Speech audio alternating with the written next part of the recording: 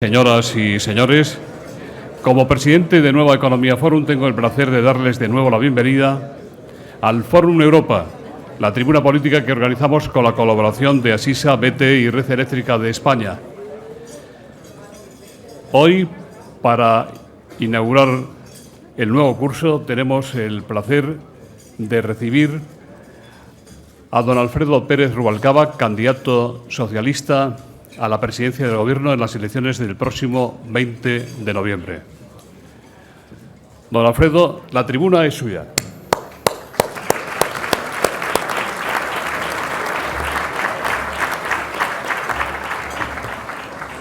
Bueno, buenos días a todos y a todas. Muchísimas gracias, José Luis, por la invitación. Tenía una contradicción vital que he resuelto entre cumplir la promesa que te hice de venir aquí un día y no venir nunca a estos desayunos que saben ustedes que han sido objeto sistemático de crítica por mi parte. Les invito a desayunar, pero les digo que desde esta tribuna hablar mientras el croissant entra en el café no es una de las cosas más edificantes, pero tiren. Y además los coches hoy eran especialmente abundantes, José Luis. Pero en fin, te prometí venir y aquí estoy. Gracias a todos ustedes por su presencia aquí. Voy a hablarles un poco de economía, de empleo, del programa con el que los socialistas pretendemos ir a las elecciones generales. Lo haré con la brevedad que exige un acto de esta naturaleza y a continuación podremos hablar de lo que ustedes deseen en el coloquio posterior. Me parece que para todo el mundo es evidente, y en esta sala es una obviedad decirlo, que hablar de economía en España es hablar del carácter global de una crisis que está manifiestamente claro que es internacional.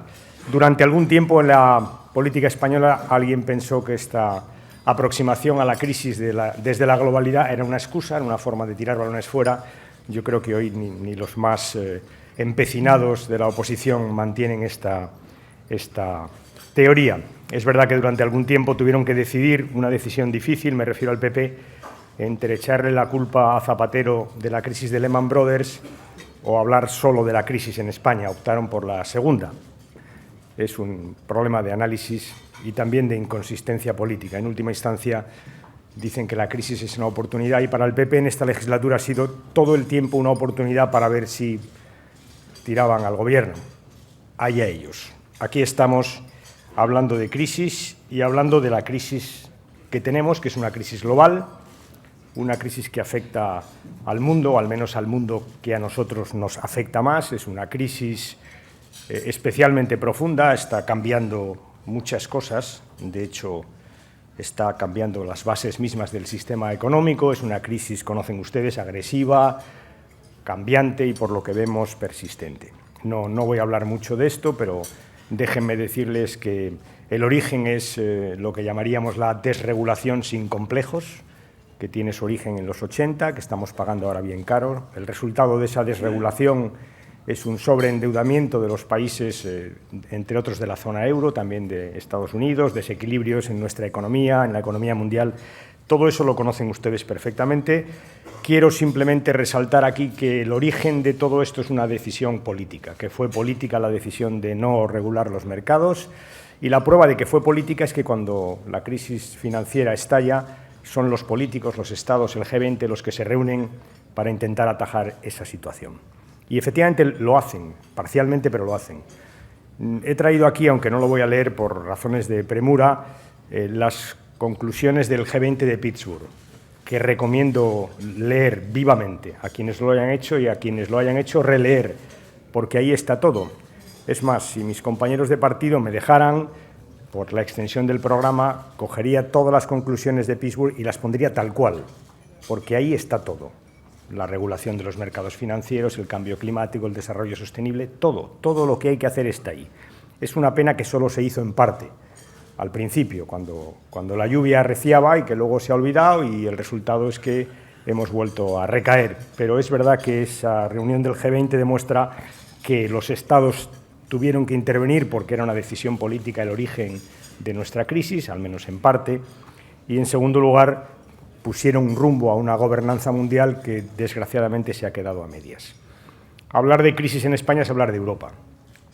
Y Europa se vio afectada por la crisis internacional, crisis financiera, lo recuerdan ustedes, y luego hicimos keynesianismo del bueno en el 2009, después apareció Grecia e hicimos austeridad de la buena en los siguientes años. No voy a entrar en ese equilibrio, que probablemente puede dar mucho de sí en el debate. La realidad es que hoy seguimos teniendo el mismo problema que teníamos hace algún tiempo. El problema se llama Grecia y estos días lo estamos viviendo con una especial dificultad. Y quiero decir, una vez más, porque lo he dicho muchas veces en público, que mientras no resolvamos el tema de Grecia, no resolveremos una parte de la inestabilidad financiera que hoy sufre Europa y por contagio el resto del mundo. Por tanto, Grecia sigue siendo nuestro problema. En resumen, abordar el problema de la economía española como de la economía de la zona euro es hablar de la necesidad de estabilizar los mercados, y es también hablar de muchas carencias que esta crisis ha puesto sobre el modelo de desarrollo de la Unión Europea, un modelo de desarrollo en el que avanzamos rápidamente en la unidad monetaria y dejamos otras cosas atrás que ahora echamos francamente de menos. Y por ahí camina la dirección en la que apunta el programa socialista para estas elecciones. Se trata pura y sencillamente de cubrir las carencias que una y otra vez se han mostrado claramente a lo largo de estos 3 años largos ya de crisis. Y estamos hablando de eurobonos. Algo se ha hecho en la reunión de la Unión Europea del 21 de julio, se ha hecho lo más parecido a un eurobono, que es la famosa facilidad financiera. Paréntesis, siempre me pregunto por qué en Europa hacemos estos inventos semánticos tan complejos, ¿no? Porque facilidad es un fondo, para que los que están menos en la jerga europea lo entiendan bien. Estamos hablando de qué hacemos con el Banco Central, si le dejamos como autoridad monetaria o nos permitimos dar un paso más allá, y si no es el Banco Central, qué institución financiera puede hacer de banco, de reserva federal. Estamos hablando de reserva europea. Estamos hablando de cumplir el Tratado de Lisboa, finalmente, algo tan sencillo y tan importante como eso, y conseguir que la Comisión pase de representar a Europa a defender a Europa. Estamos hablando de un presupuesto europeo, de una armonización fiscal. En resumen, estamos hablando de completar el modelo que no tenemos completo de nuestra Europa económica. Este es el contexto en el que España aborda su crisis y, por tanto, estos son los datos del problema. No vamos a salir solos, saldremos con los demás. Necesitamos a los demás, esencialmente a la Unión Europea, pero no solo a la Unión Europea. Este verano hemos tenido buenas pruebas de hasta qué punto el contagio viene también del otro lado del Atlántico. No vamos a salir solos, estamos en una economía global para lo bueno y para lo malo. Es verdad que nuestra crisis tiene algún elemento específico, algún hecho diferencial que diríamos en la política española, la burbuja inmobiliaria que creció desde los 90, en la década de los 2000, al calor de las cosas que ustedes conocen perfectamente bien, de una legislación del suelo particularmente ineficaz, de cuantiosas desgravaciones fiscales, de una demanda desbordada también por el hecho de que crecía nuestra población, por supuesto del dinero barato, esto lo saben perfectamente, y el estallido también, y su resultado también es ingresos de las administraciones públicas en caída libre y desempleo en subida importante. Es verdad, por decirlo todo, que la burbuja también nos sirvió y que la utilizamos también bien. No dejemos de decir en estos foros que gastamos dinero en hacer I+D, duplicamos el presupuesto, mejoramos la educación, construimos infraestructuras, hicimos políticas sociales, algunas de las cuales han servido de amortiguador en un momento muy difícil para las familias españolas. Por ejemplo, tenemos una cobertura del desempleo como no hemos tenido nunca.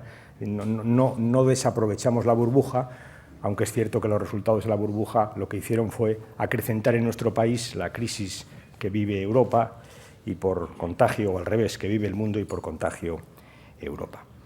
En todo caso, y admitiendo que las cosas son así, que hay una crisis global y que tenemos una dificultad particular en Europa, fruto también de la política, en este caso de la ineficacia de la política, en España tenemos que hacer lo que tenemos que hacer. Y, por tanto, la crisis no puede ser una excusa para hacer las cosas que tenemos que hacer, entre otras, reconducir los desequilibrios que la burbuja inmobiliaria ha dejado en nuestra economía. Y esas cosas las tenemos que hacer. Por eso, el 9 de julio, cuando me presenté ante mis compañeros de partido, hablé de la necesidad de tener una economía sana y competitiva. Hablé de una serie de objetivos que, en síntesis, para mí siguen estando ahí, en la Estrategia 2020, objetivos que tienen que ver con el incremento de nuestra productividad, con la recuperación de la productividad que hemos perdido en los años de la burbuja, objetivos que tienen que ver, por supuesto, con el incremento de la tasa de empleo y con ese objetivo que Europa ha tenido, que España ha tenido siempre desde que ingresó en Europa, que es el de acercarnos poco a poco al PIB, a la riqueza de los países más ricos de Europa. Que lo hemos conseguido, que lo estamos consiguiendo, estamos por encima de la media, pero en el que todavía tenemos un trabajo que realizar. Y para hacer todas estas cosas, para conseguir una economía que entonces definí como sana y competitiva, tenemos que cambiar alguna de las pautas de nuestro crecimiento, un crecimiento que se ha basado en la demanda agregada, durante la burbuja, porque las familias consumían y las empresas también crecían a crédito, pero crecían, que después en la crisis también se basó en la demanda, porque el Estado puso en marcha políticas de rescate justamente para que la economía no creciera, no cayera, pero que ahora tiene que empezar a basarse sin duda en la oferta, tiene que aprovechar nuestro capital, que lo tenemos y que lo hemos construido y mejorado en los últimos tiempos, el tecnológico, el físico, el humano, tiene que tratar de reconducir una parte del ahorro, que lo hay, a pagar deudas, por supuesto, pero también hacia la inversión reactivadora. Hablo de una economía que piense más en producir y menos en consumir, que piense más en exportar y menos en importar. Estas serían las pautas fundamentales. Hoy los ciudadanos, los inversores, los empresarios tienen incertidumbres y nos preguntan a los políticos, y creo que es nuestra obligación dar respuesta, primero, si vamos a salir de la crisis. En segundo lugar, qué vamos a hacer para sustituir esos puntos de PIB de la burbuja que ciertamente, digan lo que digan, directa o indirectamente, no va a volver. Y, en tercer lugar, si vamos a crear empleo. Yo creo que sí, que a las tres cosas se puede contestar que sí, y nos esforzamos los socialistas en nuestro programa por incluir algunas de las políticas que pienso que nos deben llevar a dar una respuesta positiva a estos tres interrogantes. Y para empezar a dar esa respuesta en una breve intervención me voy a referir a la política de empleo, porque creo que es central en una parte, para resolver una parte de estas incógnitas. Pienso que tenemos que intentar crear empleo y hacerlo a cortísimo plazo, mediante un plan de choque que cree empleo de forma transversal, mientras incentivamos algunos sectores de nuestra producción que tenemos identificados, no con pretensiones exhaustivas, pero los tenemos identificados, que van a ir creando empleo a un plazo más lento, en un empleo que podríamos llamar, un crecimiento de empleo que podríamos llamar vertical. Ya se me dirá enseguida que el empleo es el producto justamente de una economía sana y competitiva, y que lo natural es que el empleo se cree cuando la economía crezca. Ya sé que esto es lo suyo, pero también pienso que España tiene dos circunstancias excepcionales, una tasa de desempleo insostenible socialmente, y una segunda, una desconfianza que nace de esa tasa de desempleo en empresarios y en trabajadores. Los primeros no invierten, los segundos no consumen. Por tanto, creo que tenemos que hacer un esfuerzo, cambiar un poco los mecanismos habituales o tradicionales, porque pienso que si creamos empleo neto, aunque sea con apoyo desde el Estado, si sustituimos subsidios por salarios, mejoraremos la confianza de los trabajadores que encuentran empleo y, de paso, la de los inversores. Cambiaremos esa desconfianza y por ahí quiero ir. En resumen, sé que el empleo es el punto de llegada de un crecimiento económico sano y competitivo. Me propongo que sea también, en parte, punto de partida. Me propongo crear empleo, o nos proponemos crear empleo, para facilitar la recuperación, una recuperación que de forma sostenida acabará realimentando o alimentando el empleo. Por simplificarlo muchísimo, empleo, recuperación, empleo. Esa sería mi propuesta. Y este es el sentido de las medidas que proponemos en materia de empleo, que se las enumeraré rápidamente. 4 medidas esenciales. Una primera, bien diseñada, dirigida a colectivos específicos, a colectivos básicamente los jóvenes, pero no solo los jóvenes, a través de cambios en los modelos de contratación y a través de reducciones en los costes salariales. Una segunda, dirigida a estos sectores de los que hablaré más adelante, sectores en los que nuestra economía ha demostrado que ya es competitiva o que puede llegar a ser competitiva. Una tercera dirigida a facilitar la creación de empresas, que a su vez contiene muchas cosas, desde la simplificación de los trámites, que ya se ha hecho en parte, pero que todavía resta camino por hacer, hasta la homologación de los trámites entre administraciones autonómicas y locales, pasando por la tarea de impulsar a los emprendedores, entre otras cosas facilitando que el ahorro privado vaya justamente a potenciar sus ideas, favoreciendo, por supuesto, el ahorro, facilitando el crédito a las pymes y a los autónomos, que en este momento no fluye desde el sector financiero, buscando mecanismos para incrementar el tamaño de nuestras empresas y, en todo caso, facilitando su internacionalización. Es un plan completo de creación de empresas que creo que ataca los nudos gordianos que en este momento tiene en nuestro país ese proceso y que creo que es la clave del empleo. Las empresas crean empleo, nuestra obligación es facilitar justamente que las empresas se creen, crezcan y, a ser posible, se internacionalicen. Y el cuarto elemento de este empleo es la aplicación de nuestras reformas, la laboral y la negociación colectiva. Ya sé que hay mucha gente que ya ha dicho que son insuficientes. Yo pretendería, sin más, que las aplicáramos y luego viéramos si son o no insuficientes. Tenemos una costumbre inveterada en nuestro país de calificar lo que no hemos aplicado antes de aplicarlo. Yo me propongo cambiar esa costumbre y aplicar las reformas. Creo que tienen un margen enorme por delante para dar más flexibilidad a empresarios y trabajadores, una flexibilidad que lo que busca es crear empleo, impedir que el empleo se destruya, que sea el primer mecanismo de ajuste cuando hay una crisis en una empresa, en definitiva, facilitar el diálogo, la transformación del empleo temporal en empleo estable, unas reformas que están pensadas desde la flexibilidad, desde la seguridad y respetando lo que creo que es un elemento central de nuestras relaciones laborales, que es el diálogo, y que creo que siempre es prioritario. Vuelvo rápidamente a la economía sana. Una economía sana, lo sabe todo el mundo, es una economía sin desequilibrios, con un déficit y una deuda controlada, con una inflación moderada, con una balanza de pagos equilibrada, eso está en el manual. Si vuelvo es para hablar de la consolidación fiscal y para decir que tenemos que cumplir nuestro programa de consolidación, que admito que hay dudas razonables entre la consolidación que tenemos que hacer y la incentivación que deberíamos no dejar, lo admito, pero tenemos un compromiso y lo vamos a cumplir. Y cumplir con la consolidación fiscal es rebajar gastos, entre otras cosas, y por eso ya les digo que pretendo presentar un plan de ahorro y por eso en este contexto entenderán mi propuesta de simplificar profundamente nuestra administración provincial. Estoy hablando, claro, de las diputaciones. Un plan de ahorro que afecte al gasto corriente, estructural, pero no solo al gasto corriente. Un plan de ahorro que incluya también la lucha contra el déficit, contra el fraude fiscal, que es una lucha enormemente productiva en nuestro país. El año pasado, aquí está la vicepresidenta que me podrá confirmar, creo que la inspección fiscal ingresó algo así como 10.000 millones de euros, 10.000 millones de euros. Y pienso que el trabajo intensivo de la Inspección de Hacienda y de la Inspección Laboral, de las dos al tiempo y juntas, tiene largo recorrido en nuestro país.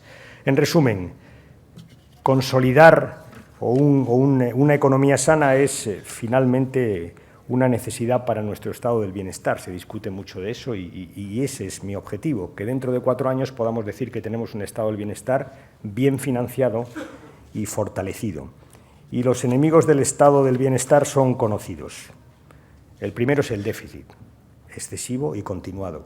Ese es el gran enemigo. El segundo es el fraude, al que acabo de referirme, y el tercero, ¿por qué no?, es el egoísmo social, el de aquellos que piensan que el interés general es necesariamente la suma de los intereses individuales. Los que llevamos años en política sabemos que eso no es necesariamente así, que desgraciadamente casi nunca es así. Vuelvo a la economía competitiva, también saben ustedes lo que es, pero una economía sana y competitiva es también una economía diversificada. Quizá tenía que haber empezado por ahí, he hablado de sectores distintos, es una economía que huye del monocultivo. Y les decía que hay sectores en nuestra economía que han resistido perfectamente la crisis, no solo eso, sino que están exportando más, algunos otros que lo pueden hacer, junto a sectores tradicionales que por su peso en nuestro PIB tenemos que mantener, que fortalecer, que reformar, y por eso estoy hablando de una política industrial que toque estos sectores. Hemos seleccionado 11, repito, sin pretensión de exhaustividad. Algunos son perfectamente conocidos: la construcción, Lo vengo repitiendo, no podemos pasar del atracón de ladrillo al ayuno de ladrillo, no podemos hacer esa política pendular que tanto gusta, no solo aquí, porque en Europa llevamos unos años haciendo algo parecido. No podemos hacer esto y, por tanto, tenemos que construir casas, las que necesitemos, y tenemos que reordenar nuestro sector de la construcción hacia la rehabilitación y el ahorro energético, que buen trabajo y buenos puestos de trabajo hay por ahí. Me estoy refiriendo, por supuesto, al turismo, que hace esfuerzos, que tiene que seguir haciendo esfuerzos para mantenerse en un mundo competitivo como el que tiene. Me estoy refiriendo al transporte, donde se ha avanzado mucho, donde hay mucho por hacer, también en ahorro y eficiencia energética, pero en uno de nuestros agujeros es el transporte de mercancías por ferrocarril, que es uno de nuestros cuellos de botella. Y estoy pensando en sectores nuevos, en las energías renovables, en las ecoindustrias, en las tecnologías de la información y de la comunicación, en la biotecnología, en el sector aeroespacial, en la industria agroalimentaria, las industrias culturales y de entretenimiento y las industrias sociales y de bienestar. 11 sectores en los cuales vamos a trabajar específicamente y sobre los que presentaremos planes de desarrollo concretos, porque creemos que ahí puede estar en buena medida el empleo del futuro. Repito, no trato de ser exhaustivo, puede haber algunos más. Voy terminando ya. Una economía competitiva también saben lo que es una economía que maximiza sus recursos, que consigue de sus actores económicos lo mejor que tienen, que hace más con menos. Una economía competitiva es una economía que se abre paso en el mundo, que exporta cada vez más, y la competitividad depende de muchas cosas, hoy, entre otras, de la formación, de la educación, de la investigación, de la ciencia, de la innovación en suma, pero no solo de eso. Depende de que el sistema financiero cumpla su misión y, por tanto, de crédito, y que termine la reestructuración. Por ello, depende de que haya un entorno regulatorio favorable. Un entorno regulatorio favorable significa también seguro, jurídicamente seguro. Depende de que los emprendedores encuentren un clima favorecedor, depende de que haya un sistema energético eficiente y sostenible desde el punto de vista medioambiental, y ahí sí que tenemos un largo camino por recorrer. Depende de muchas cosas, aspectos todos ellos que están tocados en nuestra ponencia de conferencia política y que sin duda desarrollaremos con detalle en el programa. En resumen, una economía sana y competitiva forman un círculo virtuoso. Si la economía está sana, no hay desequilibrios, los empresarios y las empresas pueden ser más competitivas, y si hay competitividad podemos solventar mejor nuestros desequilibrios, y todo ello para conseguir desarrollo, crecimiento y empleo, que ese es nuestro gran objetivo. Acabo mis actos, y este no va a ser una excepción, haciendo una apelación a la confianza, diciendo que yo personalmente y el Partido Socialista tiene una enorme confianza en los españoles, que la hemos tenido siempre, que los grandes países no lo son porque sortean las crisis, lo son porque salen de las crisis y salen fortalecidos, y que es el caso de nuestro país, que la historia de la democracia demuestra que España ha sabido hacerlo, que los socialistas hemos liderado esas soluciones muchas veces y lo hemos hecho, y vuelvo al principio, porque hemos confiado en los españoles. Si no lo hubiéramos hecho, no hubiéramos sido capaces de hacer lo que hemos hecho, que no es todo lo que ha pasado en la democracia, pero que es mucho de lo que ha pasado en la democracia. Por tanto, este programa está basado en la confianza en España y en los españoles para salir de la crisis y crear empleo, que es el objetivo, sin duda, que todos perseguimos. Y una última reflexión más, esta más dirigida a mi parte. Y es verdad que hablamos de la globalización y yo creo que en la sociedad española, y no solo en la española, hay una suerte de pesimismo sobre el futuro de la globalización. Se nos olvida que la globalización ha permitido a muchos países ser hoy lo que son y probablemente lo que nunca habían soñado en ser, y que eso es muy importante. Ahora hablo de la izquierda política, pero creo que hay algo más importante, más de fondo, que a mí me permite ser optimista en relación con la globalización. Ya de por sí esto debería llevarme a serlo, pero algo más importante. Fíjense que, a diferencia de otras revoluciones que hemos vivido, que ha vivido la humanidad, esta tiene una característica, y es que el elemento central que mueve esa revolución no está necesariamente en pocas manos. Así pasó con la energía, o pasó con las materias primas, o con el capital. Aquí no. Aquí estamos hablando de la revolución del conocimiento, de la sociedad del conocimiento, que es algo que está disponible para todo el mundo. Y eso marca una diferencia fundamental, y creo que marca un objetivo básico para quienes hemos creído siempre en la justicia social y en la igualdad de oportunidades. En última instancia, lo que trato de decirles es que en la sociedad del conocimiento el más fuerte no es el que más tiene, sino el que más sabe. Y por eso soy tan optimista. Nada más, muchísimas gracias.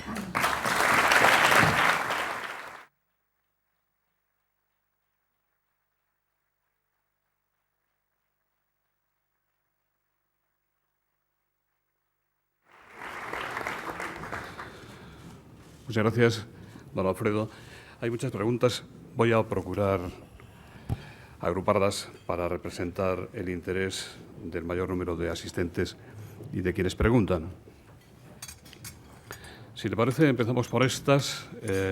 Respecto del impuesto de patrimonio, le preguntan si no es cierto que tal y como dice Rajoy, el impuesto de patrimonio que aprobará el viernes el Gobierno, por petición de usted, castiga a los que ahorran y premia a los que gastan. Hay quien de los que preguntan dicen si este proyecto no es un ataque a la clase media española, y hay un jubilado con ahorros y patrimonio ganados a lo largo de su vida que le pregunta por qué tendrá que quedarse sin la mayoría de su pensión si le afecta el impuesto de patrimonio. Perdón, ¿me repite la última? La del pensionista.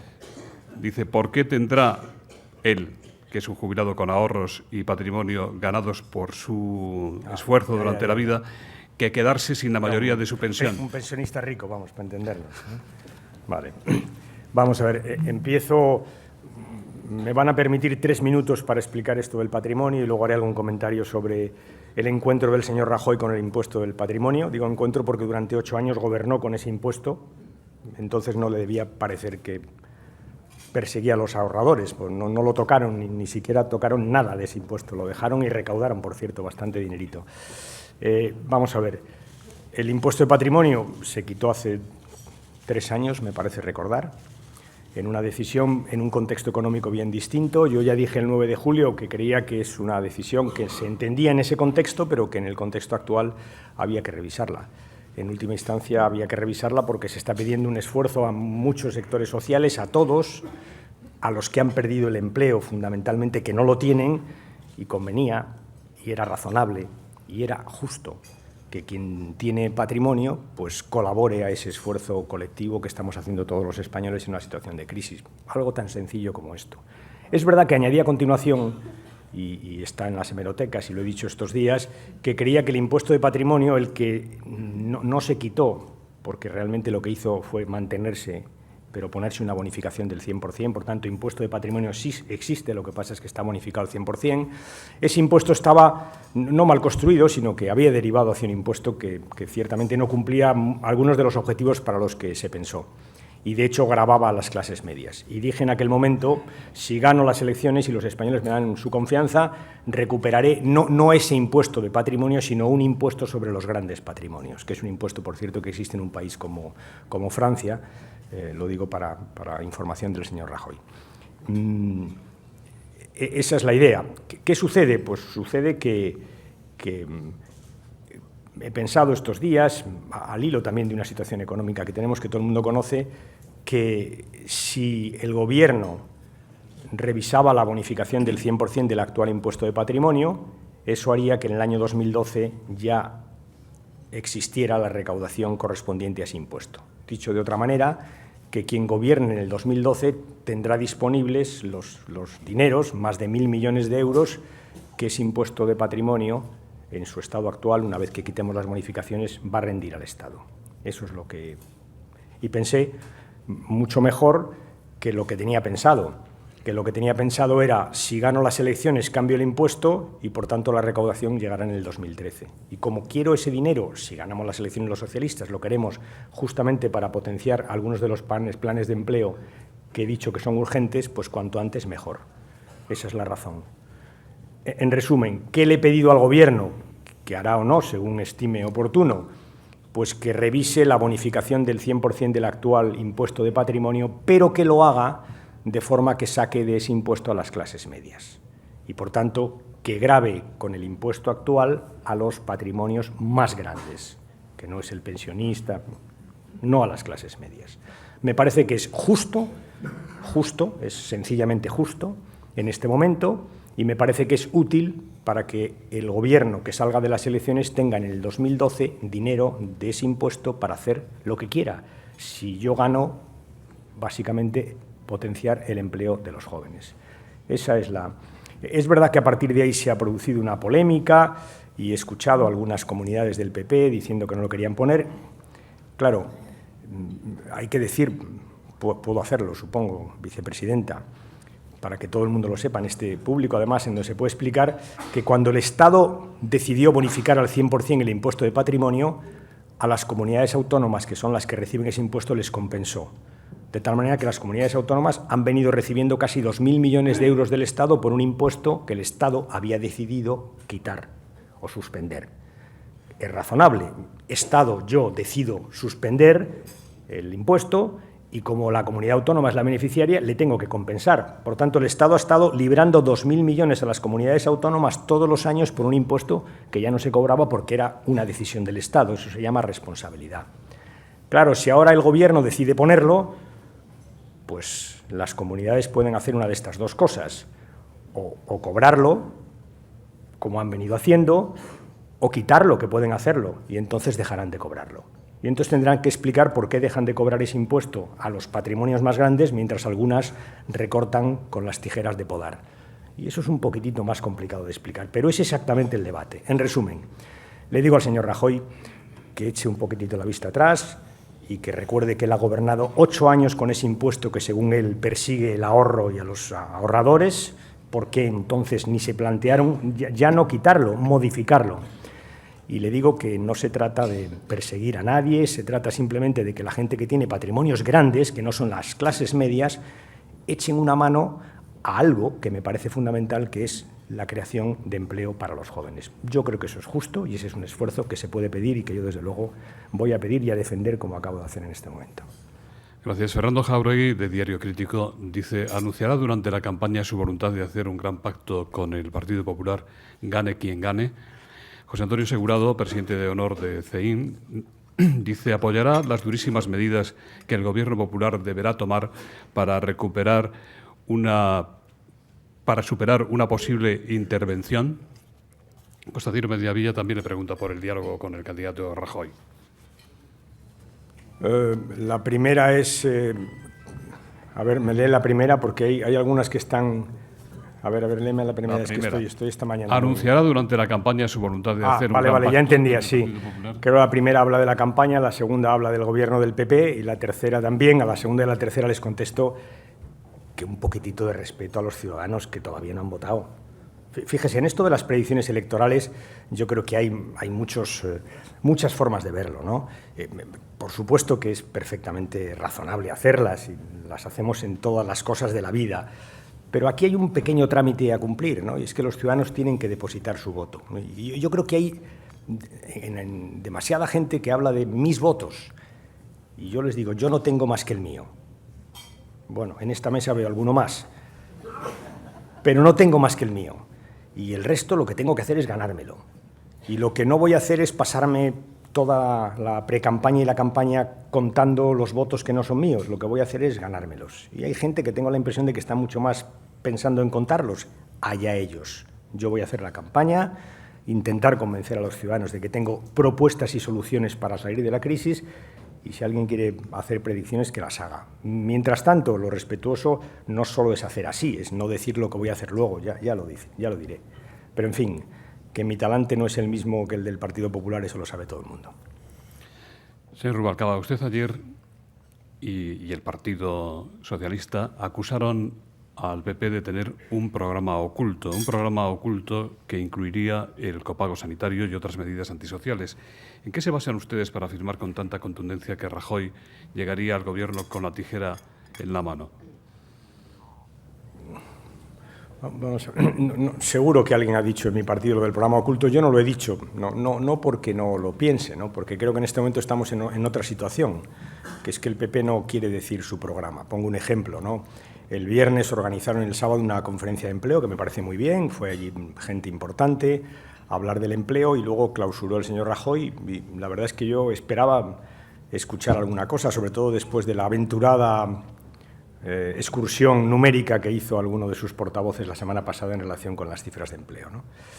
Que demuestran simplemente un grado de desconocimiento espectacular. Pero bueno, eso es otro tema. Entonces, descubrí con sorpresa que la propuesta del señor Rajoy para crear empleo consistía en hablar en serio con los bancos. Bueno, que me parece muy bien. Incluso pensé mandarles esa misma tarde los teléfonos y digo, oye, no tardes unos meses, llámales ya a ver si realmente eres capaz de convencerles de que fluya el crédito, ¿no? Que pensaba entre prometer 3,5 millones de puestos de trabajo y decir que va a hablar con los bancos, tiene que haber alguna cosa intermedia. Algo más habrá. Y yo creo que habrá algo más. Y hay que esperar a que hagan sus propuestas y en ese momento las podamos discutir y confrontar, que es lo importante. Claro, lo que uno no se puede creer es que el PP no tenga propuestas. Esto no. Es verdad que hay quien lo dice, no saben dónde van. No, esto no es razonable. El PP es un partido serio, que tiene dirigentes, que tiene personas que han ocupado puestos de responsabilidad y, por tanto, tienen que tener ideas. Seguro que las tienen. Yo creo que lo bueno es que las saquen, que las podamos confrontar. Pienso que son unas elecciones enormemente importantes para la gente, para los ciudadanos. Y los ciudadanos lo saben, que nos jugamos mucho en los próximos 4 años y los ciudadanos lo saben. Y creo que los ciudadanos lo que quieren es justamente ver propuestas alternativas, confrontación cuando la haya, que puede ser, de hecho la tenemos sobre el patrimonio, ese tipo de cosas. Y en ese contexto pienso que el PP nos contará algo más que su voluntad de incrementar la factura de Telefónica llamando a todos los bancos españoles. Carlos Segovia, del diario El Mundo, dice: ¿cuántos puestos de trabajo se propone crear si vuelve usted al Gobierno? ¿Habría hecho usted así la reestructuración de las cajas de ahorro? ¿Cuántas semanas más puede aguantar la economía española con esta prima de riesgo? ¿Es la misma pregunta o son tres preguntas agrupadas? Sí, son 3 preguntas del mismo señor, de Carlos Segovia. Vamos a ver. Respecto a la primera, los empleos los crea la empresa, lo he dicho ahí en la tribuna, las empresas. Los empleos los crea la economía. Es verdad que tú puedes desde el sector público incentivar la creación de empleo. Y yo lo voy a intentar y he explicado cómo, y si a alguien le interesa lo explicaré con mucho más detalle.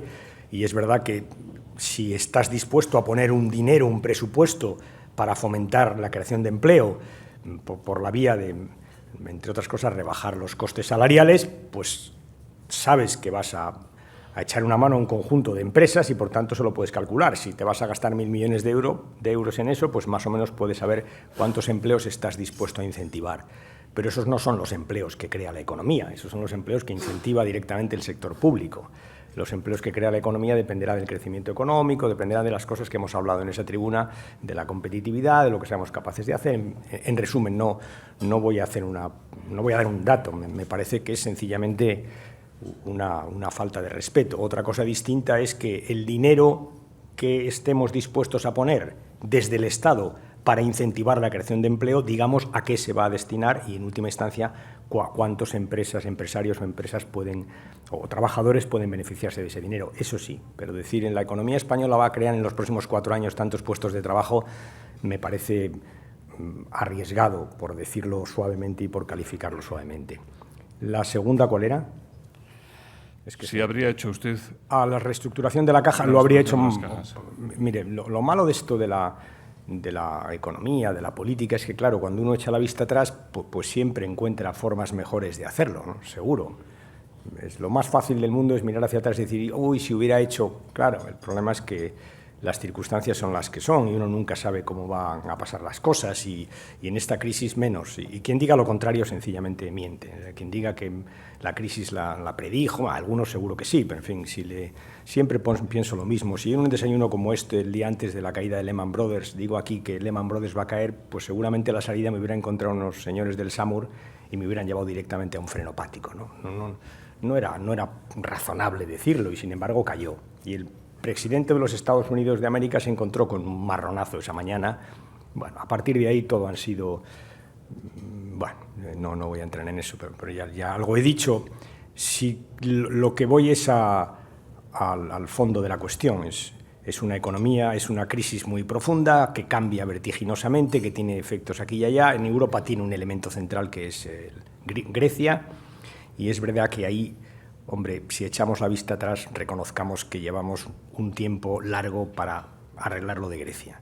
Y que todos sabemos que hasta que lo de Grecia no se arregle, no tendremos tranquilidad. Pero al final te preguntan, ahora a mí me pregunta mucha gente y escriben muchas personas al partido, ¿qué pasa? Pues pasa algo muy sencillo, y es que la gente a la que debemos dinero en Europa y a la que Grecia debe dinero, ve en peligro su dinero y lo que hace es se cobra, por si acaso no le pagan, en deuda española y en deuda italiana, y nos suben los tipos. Es algo tan elemental como esto. En definitiva, nuestro problema es Grecia y tenemos que, si me permiten la expresión, aislar a Grecia, que impedir que Grecia contagie al resto de las economías, empezando por la española y la italiana, también la belga y la francesa, que está empezando a sufrir por su sector financiero.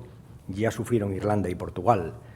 Esto es en lo que estamos, esto es lo que ha dicho Obama esta madrugada. Ha dicho, o se para el contagio, o ese contagio se va a ampliar y, claro, si llega a países como España y como Italia, la cosa es mucho más complicada para el conjunto del mundo, igual que él tiene una situación financiera que también complica la nuestra. Esta es la situación, ¿no? Y, por tanto, la pregunta, ¿hubieras hecho las cajas? Yo hubiera hecho la reestructuración bancaria visto en perspectiva antes y más deprisa. Y probablemente estuvimos un año recreándonos en la situación de nuestro sector financiero, pensando que no teníamos hipoteca subprime, que era un sector bien controlado, que estaba bien supervisado y quizá ese año lo perdimos. Y si hubiéramos Pero claro, repito, pero ahora es facilísimo de decir. En aquel momento nadie lo decía, y de hecho aquí tengo ilustres representantes del mundo financiero, del mundo económico, del mundo de la política, y todos hicimos un ejercicio de nacionalismo bancario de la más sólido y solvente. Bueno, pues seguro que si ahora nos reunimos en una sala todos juntos y decimos, oye, ¿qué? Pues teníamos que haber empezado antes. Lo creo, sinceramente, pero repito, qué fácil es decirlo ahora. Y, por tanto, no tiene más valor que la retrospectiva, ¿no? Nada más que eso. El curso escolar ha comenzado con polémica por las movilizaciones que están realizando los docentes. Le preguntan si cree usted que son los profesores los que tienen parte de la responsabilidad del mal funcionamiento de nuestro sistema educativo. Jesús Núñez, el presidente de la patronal privada de enseñanza, ACADE, le pregunta qué cambios haría usted con la educación para salir de la crisis, si vale la LOCSE, y en este supuesto, ¿qué cambiaría de ella?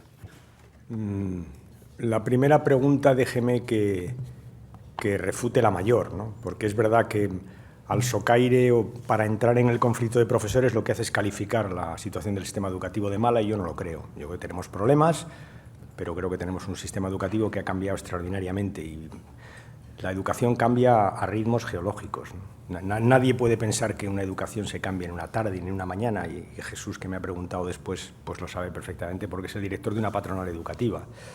Se habla mucho del mejor sistema educativo del mundo, dicen que es el finlandés, salvando los orientales, que tienen pautas imposibles de trasplantar al resto de la educación. El finlandés es un buen sistema educativo, lo es. Lo que no se dice es que Finlandia en el siglo XIX ya no tenía analfabetismo. En España teníamos una tasa del 70%. Trato de decir con esto que esto de la educación hay que tomárselo con calma, y se ha hecho un esfuerzo enorme.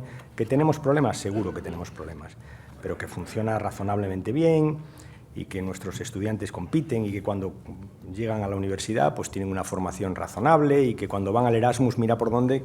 Claro, ahora ya tenemos unas muestras de 30.000 todos los años, ¿no, Cristina? 30.000 estudiantes van fuera y vuelven, y todos tienen buenas notas, y algunos les dicen que se queden.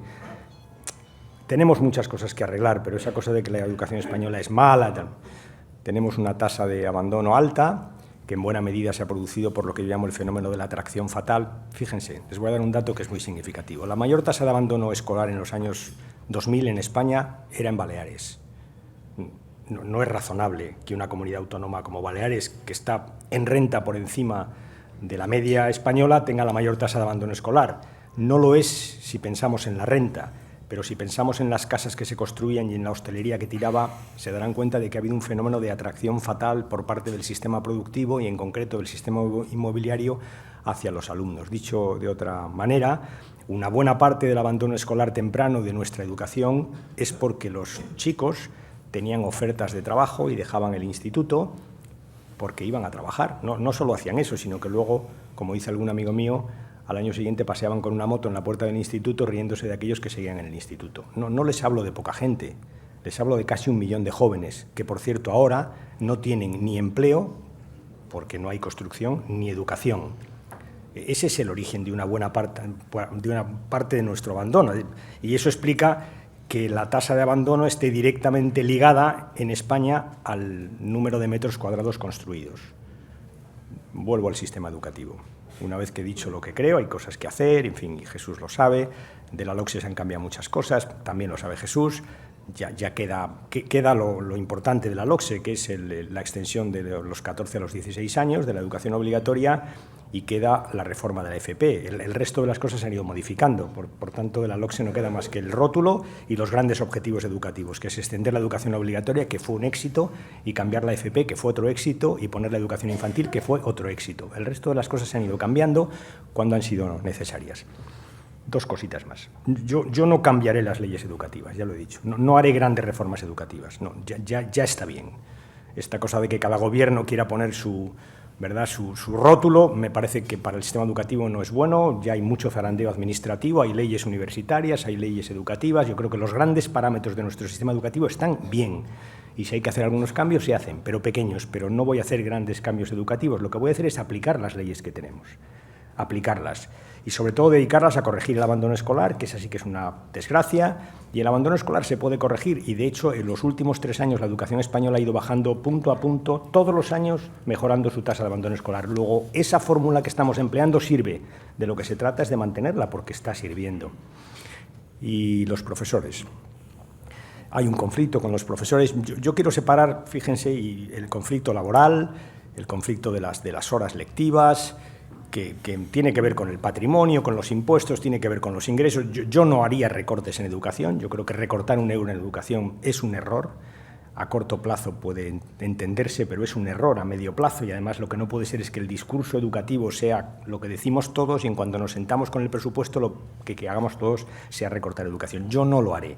No recortaré la educación, porque creo honestamente que es recortar futuro, y no lo voy a hacer. Pero lo que no voy a hacer nunca, y lo que creo que no debe hacer ningún gobierno, es enfrentarse con sus profesores como se está haciendo. Dejar caer subliminalmente que los profesores trabajan poco, es decir, que son unos vagos, eso es un desastre. Primero, porque es mentira y es injusto. Y segundo, porque es poner en cuestión la gente que tiene que desarrollar el país. Si es que estamos diciendo todos que educación es futuro, que seremos cuanto seamos capaces de educar a nuestros jóvenes, no puede ser que aquellos que se dedican a eso profesionalmente sean denostados desde las autoridades públicas simplemente para ganar un conflicto laboral. Si hay un conflicto laboral, que se asuma, que se explique por qué se hace. Pero esto de dejar caer que los profesores son vagos me parece un disparate simplemente para cargarse de razón. Que expliquen que quieren hacer eso, mientras, por cierto, Jesús, que tú lo sabes bien, mantienen desgravaciones fiscales a los colegios de élite en Madrid. Que esa es la decisión política. Sí. Desgravaciones fiscales a los colegios de élite en Madrid, y luego no hay dinero para los profesores de la pública. Esa es la decisión política que tienen que explicar. Ayer, señor Rubalcaba, todos sufrimos una gran inquietud cuando se produjo un accidente nuclear en el sur de Francia. No obstante, el debate sobre la energía nuclear está todavía en un tercer plano en esta precampaña electoral. Le preguntan cuál va a ser el planteamiento del Partido Socialista Obrero Español en su programa electoral. Le piden que sea claro sobre la energía nuclear, sí o no. Y José Manuel González Huesa, de Servimedia, dice: tras el accidente nuclear en Francia, ¿cree usted que las centrales en Europa están en su punto final?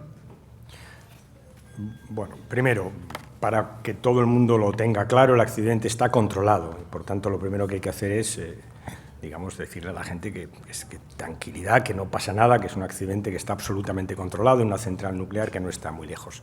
Ahora, el tema de fondo.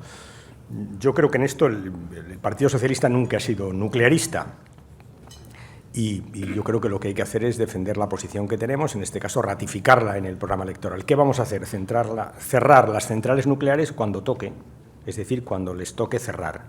En otras palabras, no vamos a prolongar la vida de las centrales nucleares, porque creemos que no es necesario. Creemos que nuestro modelo energético nos permitirá tener energías alternativas, y por tanto ese cierre se puede producir de forma natural, y eso creo que es lo que hay que hacer.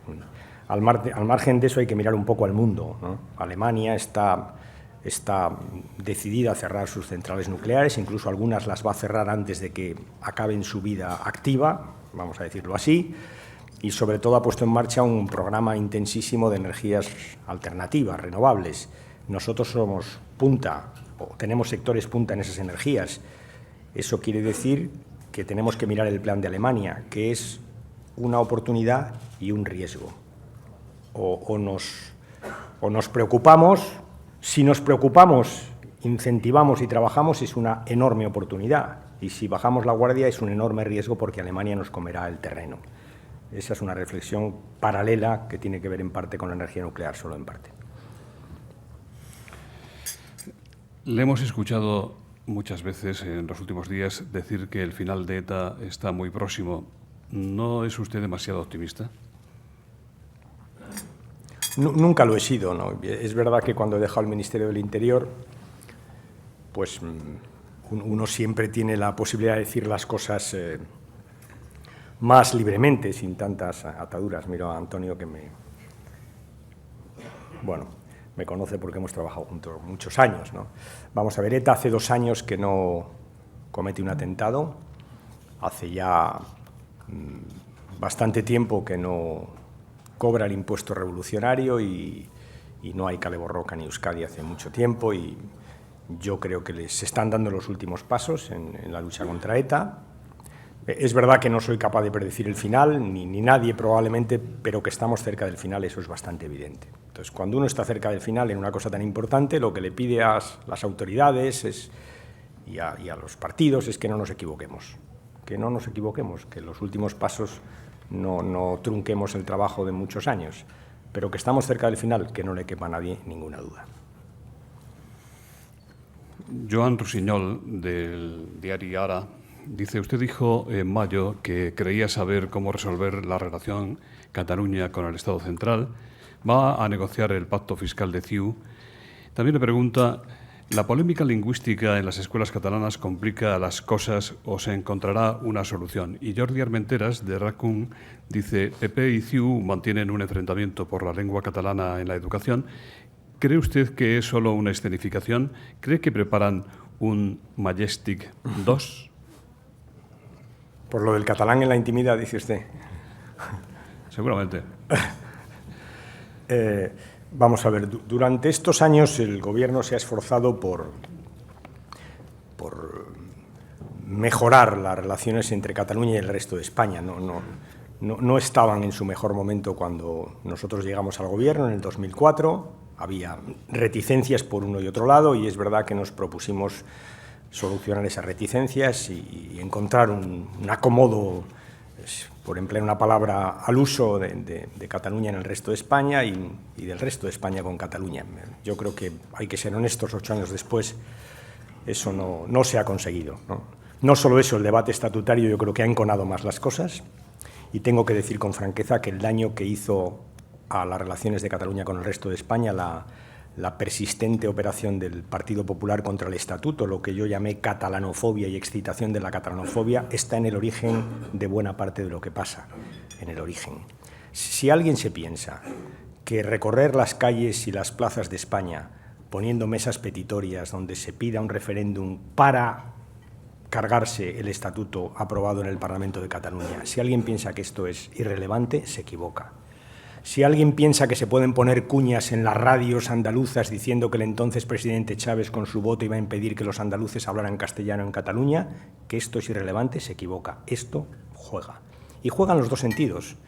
Es decir, los andaluces, los madrileños, los que ven mesas petitorias pidiendo que el conjunto de los españoles digamos no al Estatuto de Cataluña, por cierto, algo perfectamente inconstitucional, pues piensan qué pasará. Inmediatamente se reavivan los peores demonios históricos, que los hay. Y en Cataluña también se oye, también se ve y también se reciben esas cosas y se escuchan esas cosas que se dicen, y que Cataluña es egoísta, que solo piensa en sí mismo, que en realidad tal, pues que se vayan, esas cosas. Al final esto se sabe todo. Y eso, perdónenme que les diga, es desastroso para nuestra convivencia. Desastroso. Y esto se ha hecho durante más de un año, persistentemente. Se han dicho cosas tremendas. Es verdad que aquí, luego allí, se dicen otras. Es verdad que hay una capacidad fantástica para mantener una cierta esquizofrenia política. Y uno puede decir una barbaridad terrorífica en Sevilla y el día siguiente ir al Majestic y decir que habla catalán en la intimidad y no pasa nada.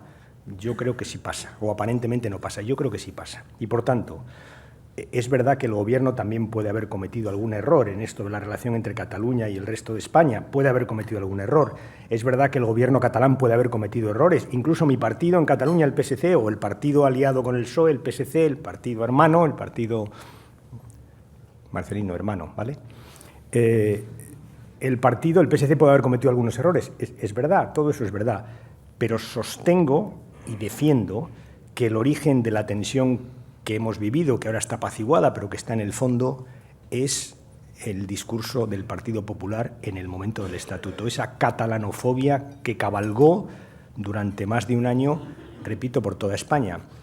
Y claro, en Cataluña uno escucha cosas con las que no está de acuerdo, pero que las escucha de gente sensata, que dicen, oiga, si es que oigo unas cosas de mi lengua, por ejemplo, las cosas que se dicen del catalán, porque hay gente moderada que puede criticar el modelo lingüístico catalán y que lo puede criticar desde la moderación y está bien, pero hay gente que dice unas cosas que se oyen sobre el catalán y estas cosas que, pues la gente lo que te dice, oye, si no respetáis mi lengua y mi forma de ser, pues un día acabaré diciendo, oye, pues allá vosotros, ¿no? Y esto va creando una separación. Y esa separación existe. Y, por tanto, esa separación hay que cerrarla. Y cerrarla exige, entre otras cosas, volver a hacer un ejercicio de respeto mutuo de España, del resto de España, hacia Cataluña y hacia su lengua, por ejemplo, que es la lengua de los catalanes, la que hablan ellos, la lengua en la que llaman madre a su madre cuando nacen, esa lengua, y de Cataluña, por supuesto, al resto de España, respetarnos. Y ese ejercicio de respeto durante algún tiempo en España no se ha hecho. Y eso es lo que estamos pagando caro. Por tanto, sí, me propongo restablecer, o nos proponemos restablecer ese respeto, esa convivencia que nos reconoce distintos, porque lo somos, y formando parte de un mismo país que es España. Me pretendo hacerlo así, y por tanto, desde aquí quiero decir que siento un profundo respeto por el catalán, profundo respeto por el catalán, que es la lengua que hablan una parte de los españoles, concretamente los catalanes. Más preguntas. Arturo Sánchez Gil dice, ¿le ha sorprendido a usted ver a uno de los protagonistas del Majestic, a don Rodrigo Rato, emerger en la precampaña del Partido Popular? ¿Ve usted al señor Rato en el gobierno de Rajoy, por ejemplo, como vicepresidente y responsable de Economía? Diga lo que piensa. Bueno, vamos a ver. Como todo el mundo lo sabe, y yo soy amigo de Rodrigo Rato, nos hicimos amigos justamente cuando él estaba de líder parlamentario y de ministro de la Presidencia, y hemos tenido una relación personal buena, y como es Vox Populi no tengo por qué negarlo, ¿no? Ya sé que hay gente que diría, no, es como lo del Real Madrid, no digas que eres del Madrid, pero ¿por qué? Si soy del Madrid. Ahora, dicho esto, si Rodrigo me hubiera llamado la tarde antes de ir al acto del PP, le hubiera dicho, piénsatelo. No por nada, porque, oye, todo el mundo sabe que él fue del PP, pero yo creo que estamos defendiendo, él el primero y yo también, que las cajas se profesionalicen, que los presidentes de las cajas, bueno, y no sé si la mejor forma de defender ese modelo es que aparezca en una convención del PP, no lo sé, no lo sé, pero en fin, es una crítica suave y moderada. ¿Pero le ve o no le ve en el gobierno? No. Alicia Rodríguez dice, ¿qué le parece, señor Rubalcaba, el salto de cama, lo entre comillas, de Unión del Pueblo Navarro, que acaba de firmar un acuerdo electoral con el Partido Popular? ¿El PSOE debería corresponder con la retirada del apoyo al Gobierno de Navarra que preside doña Yolanda Barcina el 21 de noviembre? Hombre, no me parece el ejercicio más congruente pactar con el PSOE el Gobierno de Navarra hace 2 meses y a continuación pactar con el PP una lista electoral. Desde luego, congruente políticamente no es. Y yo creo que la señora Barcina debería dar una explicación congruente. Ya sé que ha dado una explicación de que si Bildu y tal, pero en fin, eso, con perdón, no cuela. Debería dar una explicación congruente. Y si no la da, pues claro, el PSOE tiene que darle una vuelta. Pero en fin, yo soy muy respetuoso con la decisión de los compañeros navarros y sobre todo, ¿sabe con qué soy respetuoso? Con la estabilidad de los gobiernos. Eso sí. Yo creo que en un gobierno, cuando uno entra en un gobierno, lo tiene que pensar muy bien y tiene que saber a lo que entra. Y si uno se quiere ir, lo tiene que pensar muy bien, porque los gobiernos son muy importantes para la vida de los ciudadanos. Por tanto, hagan lo que hagan mis compañeros del PSN con el Gobierno de Navarra, por favor les pido que se lo piensen y que antes de resolver ese dilema, más que en el PSN, piensen en los navarros. Eso es lo único que les pido. Carlos Contreras dice, ¿qué valoración hace, señor Rubalcaba, de la última reorganización de Telefónica, que ha deslocalizado a favor de Londres una de las divisiones más importantes y ha borrado totalmente la referencia a España en el organigrama de la compañía? ¿Es el presagio, en su opinión, de la deslocalización de Telefónica explicable porque la empresa que preside el señor Arrieta está siendo castigada especialmente en los mercados financieros por ser española? Si se produce esa deslocalización, aunque sea poco a poco, ¿no sería injusto porque Telefónica ha disfrutado de grandes beneficios fiscales concedidos por los sucesivos gobiernos españoles? Tiene muchas variantes esa pregunta. Primero, no creo que Telefónica esté castigada en los mercados por ser española, no lo creo. Yo creo que hoy los llamados mercados, ¿no? En fin, que son una cosa también plural, ¿no? Lo digo porque se habla de los mercados y con frecuencia, por cierto, quienes más critican a los mercados son quienes más defienden el déficit, ¿no? Lo cual les plantea un problema de subsistencia vital, ¿no? Esta cosa de decir, amo el déficit y odio los mercados, pues tienes un problema, porque el déficit lo financias en los mercados. Pero, en fin, dicho esto, los mercados son una cosa, en fin, es verdad que deben ser regulados, lo he dicho en la tribuna, han campado por sus respetos, pero dicho esto, son una cosa, ¿verdad?, plural. El mercado es el gestor de los fondos de pensiones de los maestros de Minnesota. Ese es un señor que tiene un fondo de pensiones y que invierte y que busca la máxima rentabilidad para pagar las pensiones. Lo digo por poner las cosas en su sitio, lo que no quiere decir que no deban ser regulados, en fin, todo eso que hemos dicho al principio, que lo creo profundamente, pero por poner las cosas claras. Y los mercados, pues yo creo que lo que miran son las cuentas de resultados de las empresas, y por tanto no creo que Telefónica tenga un problema por ser española, no lo creo. ¿Me gusta la deslocalización? Pues no, ni a mí ni a nadie. Y es verdad que a las empresas que tienen grandes desgravaciones fiscales con cargo a las cuales han hecho procesos de internacionalización, que los han tenido, y no hay más que repasar lo que han pagado por sociedades algunas de esas grandes empresas, han tenido grandes beneficios fiscales, ojo, que le han venido muy bien a España, por eso tenemos grandes empresas, porque les hemos ayudado a salir. Esas empresas tienen que tener un compromiso con España. Y lo que no es razonable es que esos grandes beneficios fiscales acaben creando empleo fuera de España, o al menos solo acaben creando empleo fuera de España, que fuera de España tienen que crear empleo. En resumen, no me gusta, y sí soy partidario de esas grandes empresas pedirles también un esfuerzo para la creación de empleo en España. Sí soy. No de pasarles cuentas, no es cuestión de sentarse con ellas y llamarles por teléfono y tener una conversación a fondo, no es cuestión de eso, pero es cuestión de recordarles que es verdad que han crecido y se han internacionalizado y hoy son grandes y fuertes porque España les ha dado un tratamiento fiscal muy favorable, tan favorable que la Unión Europea nos ha dicho el año que viene se acabó. Bueno, esos beneficios fiscales deberían verse por algún sitio y, por tanto, sí, soy partidario de hablar con las grandes empresas y pedirles que hagan un esfuerzo, también ellas, en creación de empleo en España. Y además, le diré más, estoy convencido de que van a decir que sí, concretamente Telefónica, que tiene un plan muy bueno con emprendedores, que en fin, que no contaré aquí porque no soy el presidente de Telefónica. Si lo fuera, no me hubiera deslocalizado. Álvaro Alonso le pregunta ¿por qué teme usted ahora la desespañolización de Repsol y se prestaron a desespañolizar Endesa facilitando que la controle ahora una empresa pública italiana? No, eso de se prestaron a desespañolizar Endesa no pasa de ser un juicio de intenciones, no, nadie se prestó a desespañolizar nada. Endesa tuvo unos avatares empresariales y eso acabó con una entrada de una empresa italiana con la que, por cierto, tenemos una buena relación, al menos yo, mientras he estado en el gobierno. Ahora, es verdad que en el tema de Repsol hay también muchas variantes, ¿no? Repsol tiene socios mexicanos muy buenos. México es un país muy importante para España, con el que tenemos muy buenas relaciones.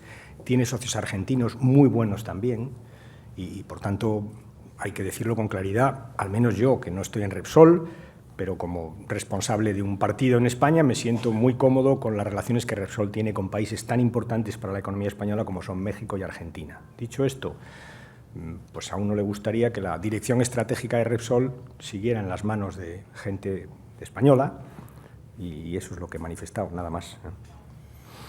Para el final, unas últimas preguntas. Hasta el día de hoy, ¿cuál ha sido, le preguntan, su mayor satisfacción como político? ¿Qué ley o qué hecho le ha compensado por tantos sinsabores? ¿Y Ketty Garat va más lejos?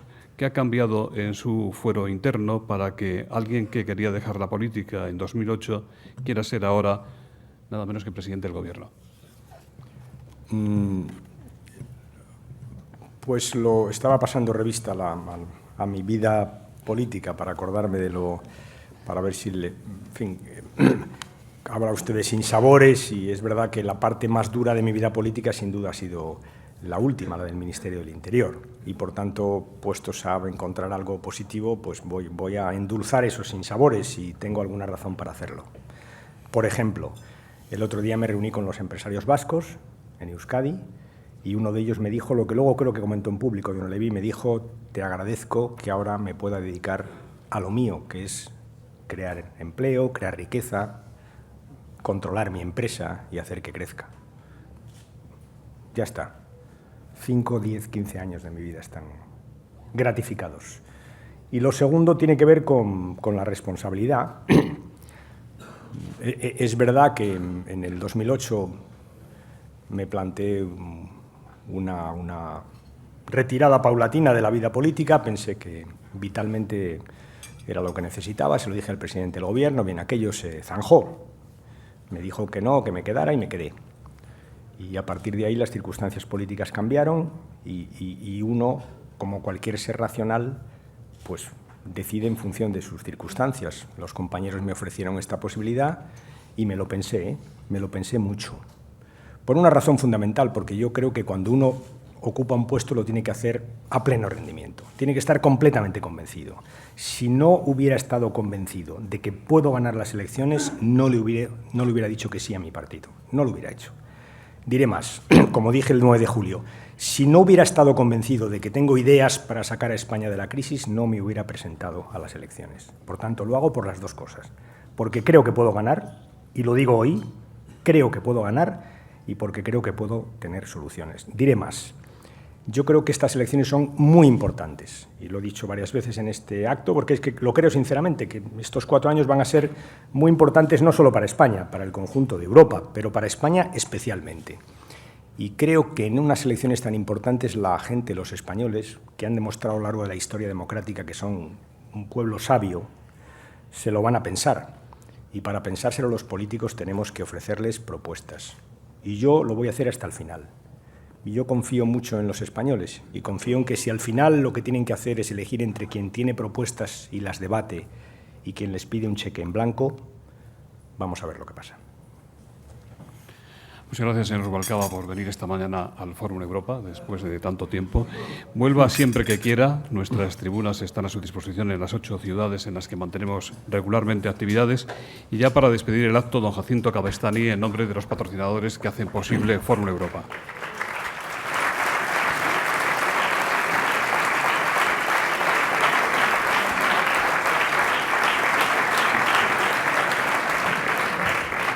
Estimado candidato, muchas gracias en nombre de los patrocinadores por asistir a este acto y solo quedarnos con su reflexión que después de esta tan dura crisis saldremos todos juntos más reforzados, fuertes y equilibrados. Muchas gracias por venir.